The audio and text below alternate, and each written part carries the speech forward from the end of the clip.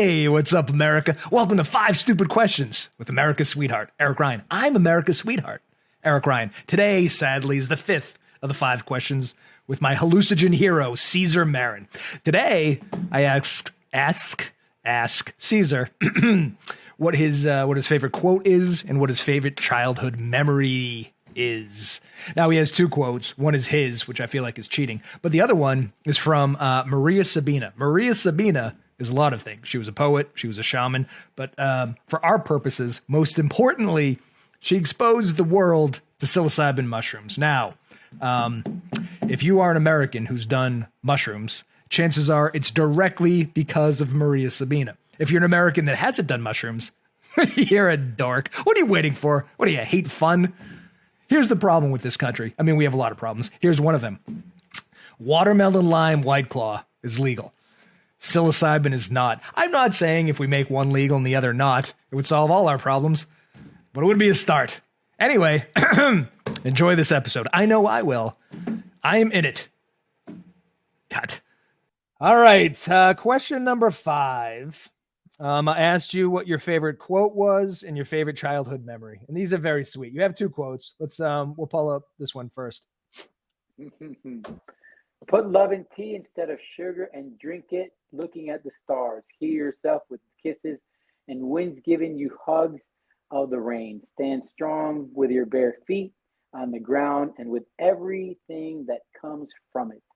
Be smarter every day by listening to your intuition, looking at the world with your forehead.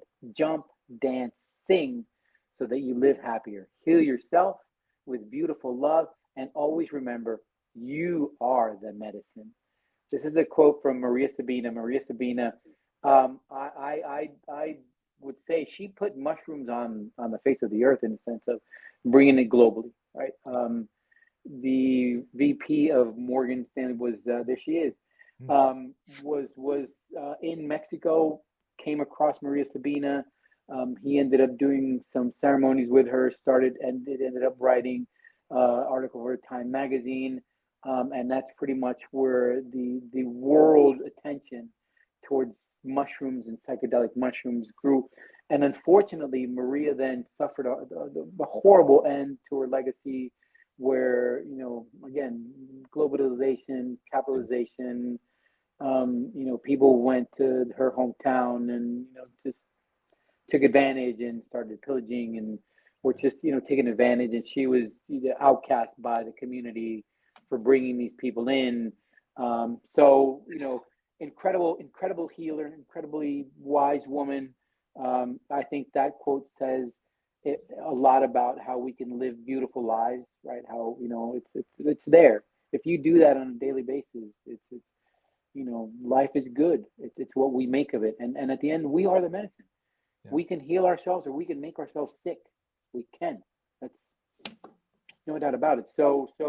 And now this being, I'm not sure when we'll air this, but March is Women's History Month.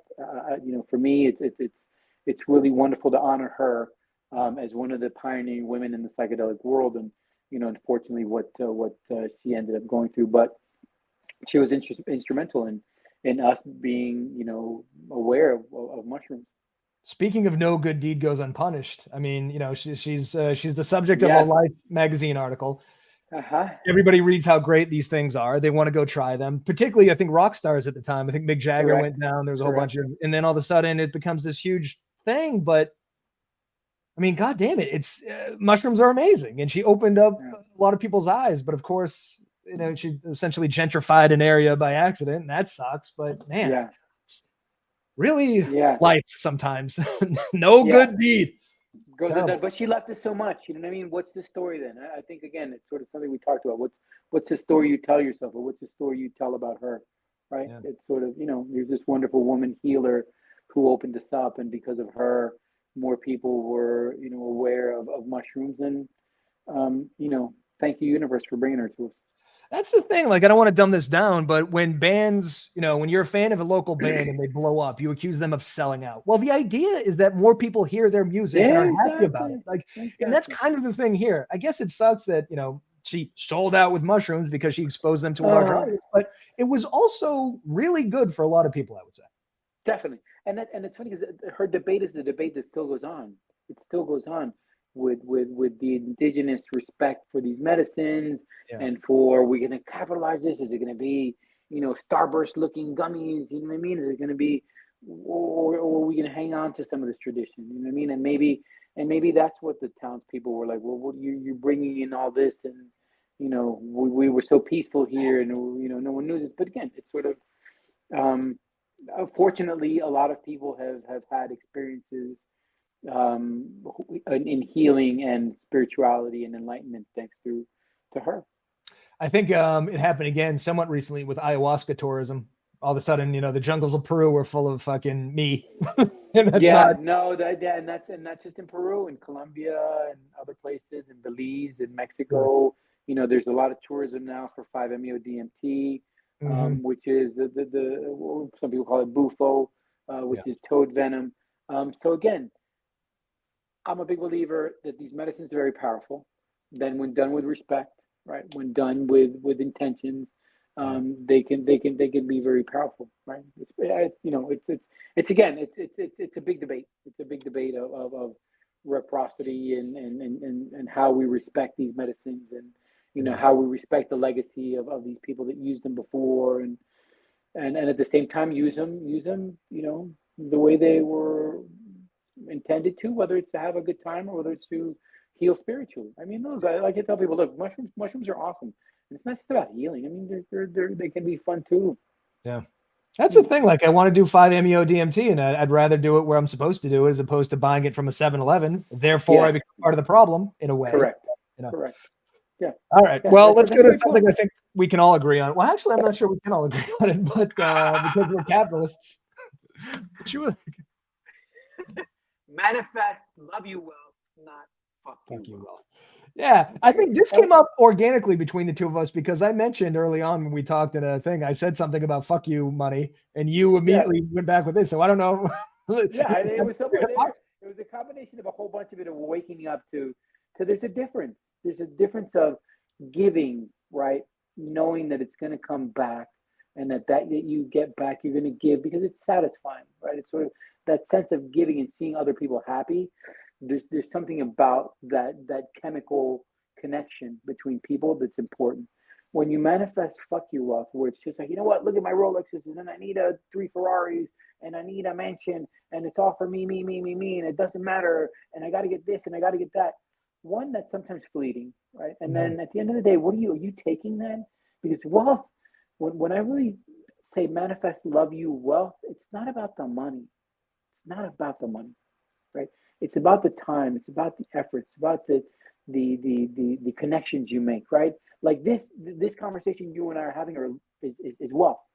It's Mhm. wealth because it's wealth of information, and it's wealth of sharing what we're doing. So there's wealth there, and it's love you wealth, right? That's what that is, and it feels so much better than that other wealth because, like I said, we're not going to take any of it. We're just, I mean, we're here for a certain time, and if we can share what we have, there's so many examples I remember of being with my mom and her either paying someone behind her or someone in front of her that didn't have, and just seeing not just the satisfaction in my mom, but that other person, Mm. that's love you wealth, right? That's love you wealth. So it's sort of, it sounds quirky, right? No, but it's true. I think that it's sort of, you sleep better at night, and when you manifest love you wealth, and sometimes love you wealth takes time. It takes patience. It doesn't come right away. But when it comes, it's so satisfying. It's so satisfying. I think it takes maturity too. I mean, the things you mentioned with fuck you wealth seem like the things that you would want, but I think this is probably, like we've said a lot, a better way to live. Yeah, yeah, for sure. For sure. You sleep better at night. You wake up better in the morning. Not that I'm not saying that someone who's got a Ferrari and $3 million home and caviar for breakfast, lunch, and dinner Yeah, yeah, they doesn't could be live happy okay. too. I can But imagine a world yeah, where that's pleasing to yeah. somebody. Yeah. But not, yeah, not for me. And wouldn't it be better if instead of having two Ferraris, you only have one, and then you buy 10 cars for other people? I don't know. You know what I mean? Do you really need that other whatever? And maybe because I'm not at that status of wealth, and maybe because it's not. But I even think that even if I was, I'd get a lot more satisfaction in sharing with people and seeing other people happy than me having a whole bunch of somethings. Well, I'm looking forward to you getting Love You Money and giving me a Ferrari, and then I can tell you how much joy it brings me. All right, so this was a two-parter. The other question was, I asked you what your favorite childhood memory is, and I know that's sort of tough, but you had a really beautiful, succinct answer, which was the first bike ride, which made you feel like you were flying. That's, man, I think about this a lot with my kids. They see the world in such a unjaded way, and Yeah, everything is so magical early on. And yeah, something like this is like bikes. I used to ride bikes places, and it was great. And this, oh, it was such a beautiful memory. yeah. Again, and there's something, and it's funny because the bicycle was always a part of my life. I have a funny story where, as a good Colombian, I played soccer all my life. Mhm. That was my position, right? I played soccer, but I played goalkeeper because he was different, because he wore different uniform, he had the cool gloves on. But I'm 5'5". You know what I mean? So as a youth with the smaller nets, dude, I was good. Like I was like, man, I could go to the World Cup. When we got to the big people nets, when we got to the adult nets, Yeah. and I went to high school to try out, the coach was like, "You want to play what?" I said, "Goalkeeper." He goes, "Dude, have you seen how tall you are? Like, you touch the crossbar without jumping." I was like, Yeah. "No, but I'm really good." And he said, "It's not going to happen." It just so happens that at the time, Colombian cyclists started going to Europe and racing in the Tour de France and stuff like that. So the bike really opened me up. And before I had love for the bicycle, right? The sort of there was this exploration of being able to sort of be free and be whatever. But the bicycle saved my athletic life, because if not, I'm gonna be like, fuck you, coach. You know what I mean? I'm gonna drink beers. You know what I mean? You can't tell me to play defense. But instead, the bicycle was, and then after that, the bicycle became a daily occurrence. I have a tattoo, I have a bike Oh wow. Yeah, tattoo you're committed. on my Holy shit. arm. Look at that. Yeah, yeah. Now, unfortunately, because of the world we live in, where people drive like this, Yeah, no kidding. you know what I mean? It's hard to get out on the road. It's hard to sort of feel safe out on the road. So some of it's done off road riding. Some of it's done here in the house more as a trainer on a sort of exercise trainer base. But Yeah. but the bicycle has always given me this liberty to fly, to just be able to just be out, and there's something about being on a bicycle where you can think a lot clearer. You can think so much more clear how things are happening and what they are. So the bicycle has always been part of me. And again, I remember vividly getting that first bike. There's a picture somewhere on my Instagram with that first bike, and you can just tell the smile on my face of being so proud that I have this thing that can take me anywhere I want. I want to go to the pool. Yeah, I can go to the pool. Yeah, I want to go to transportation. my You're friend's free. house. Exactly. I want to go to my friend's house. So definitely, wonderful childhood memory was that bicycle and that sort of sense of being able to fly. That's beautiful, man. You know what I admire about you is that you're very spiritual, which is great. I think you're very plugged in with who you are. Mm, But you're not, there's no pretension about it. You still mm, like Nacho Libre.